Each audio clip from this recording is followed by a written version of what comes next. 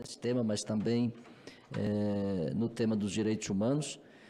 Quem dera tivéssemos a maioria do nosso parlamento com essa capacidade, esse respeito e essa atuação em diálogo estreito com as organizações da sociedade, com as organizações de direitos humanos. Cumprimentar a comissão do Senado e também aqui um grande defensor de direitos humanos, que foi secretário do MNDH, meu querido Agostinho Fait, que foi um dos primeiros, quem instalou a secretaria do MNDH aqui em Brasília, que agora atua nessa comissão, junto com os colegas aqui de trabalho.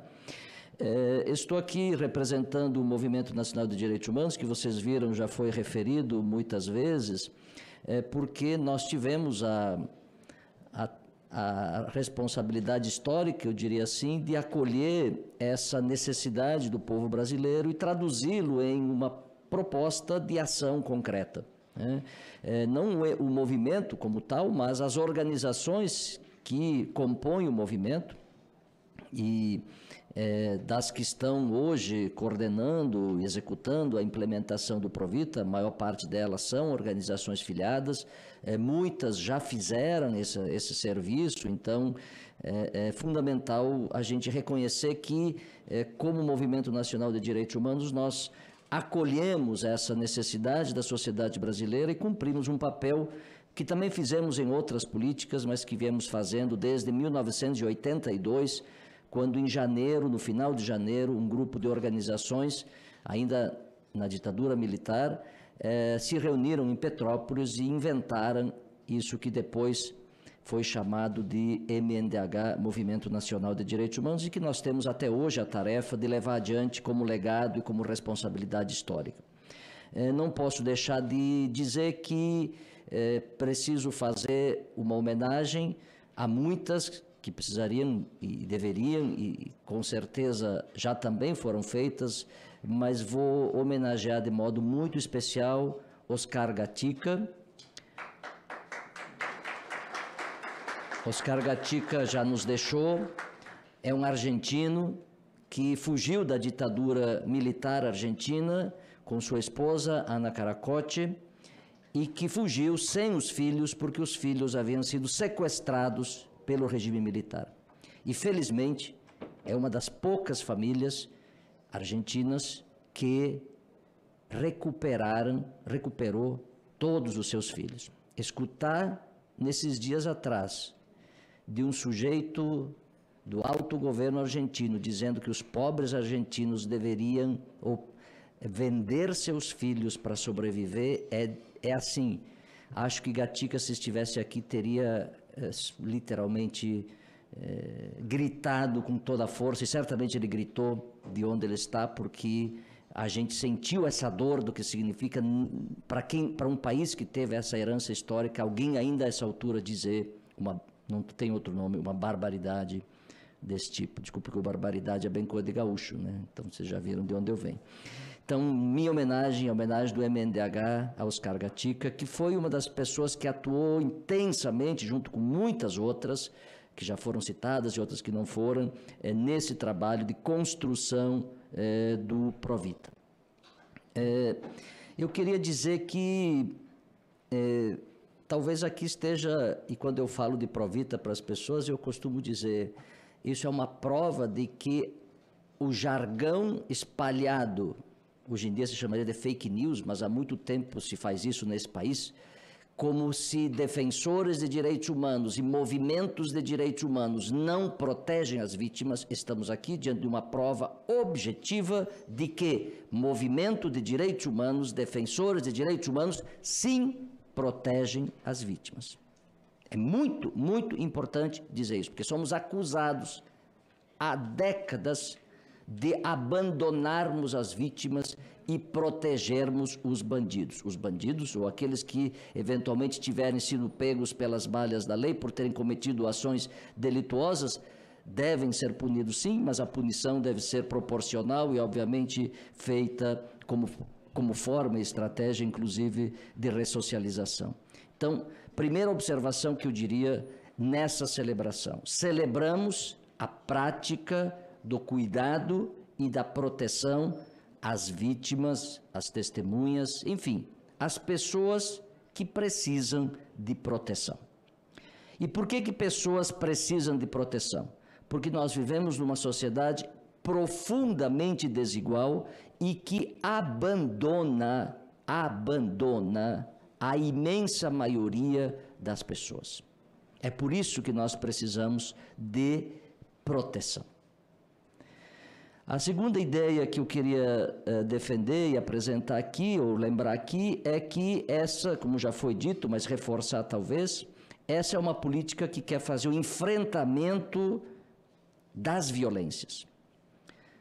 Teve um debate intenso nos 10 anos do MNDH, no início dos anos 90, que era para discutir qual seria o eixo que articularia as diversas ações, e se inventou uma consigna que até hoje a gente carrega, que é luta pela vida contra a violência.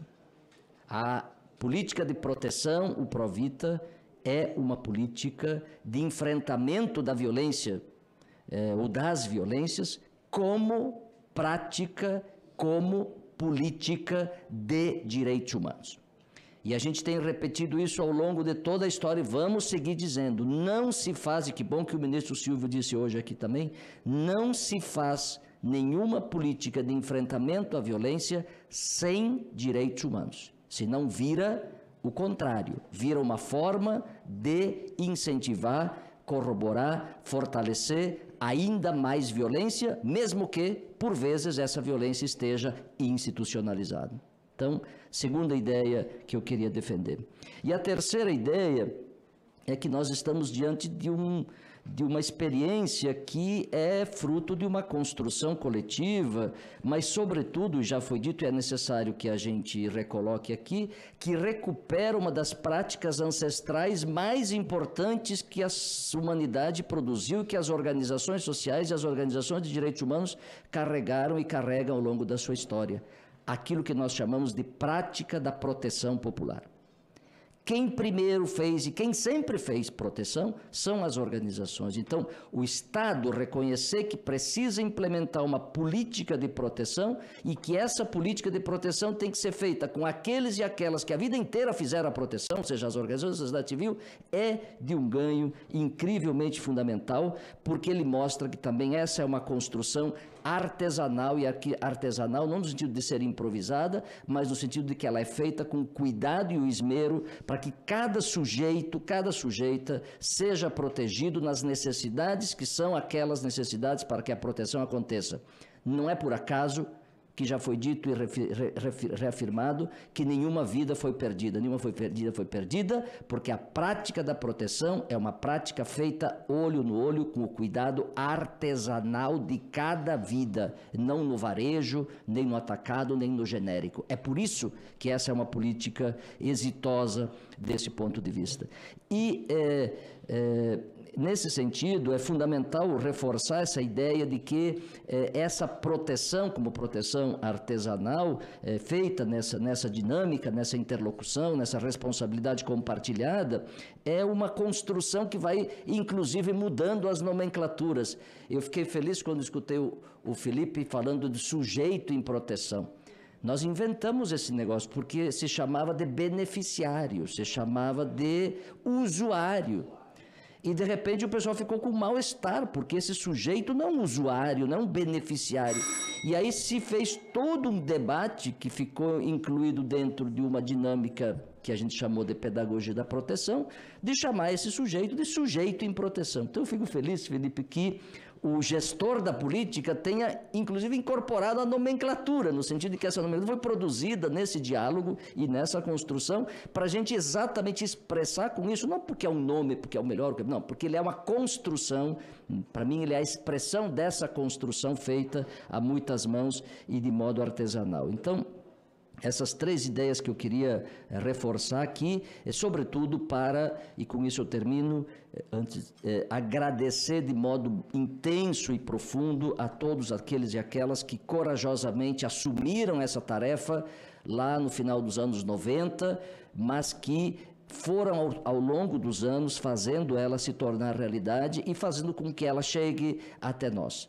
É nossa responsabilidade como defensoras e defensores de direitos humanos assumir esse legado, e, acima de tudo, dar andamento a ele e deixar esse legado àqueles e aquelas que vierem depois de nós como alguma coisa melhor, mais institucionalizada, mais fortalecida, com mais efetiva cobertura, enfim, com todas as melhores condições para que a gente não transforme a proteção da vida na proteção da simples vida, ou como dizia Walter Benjamin, na vida nua, e sim faça da proteção a proteção da vida em abundância.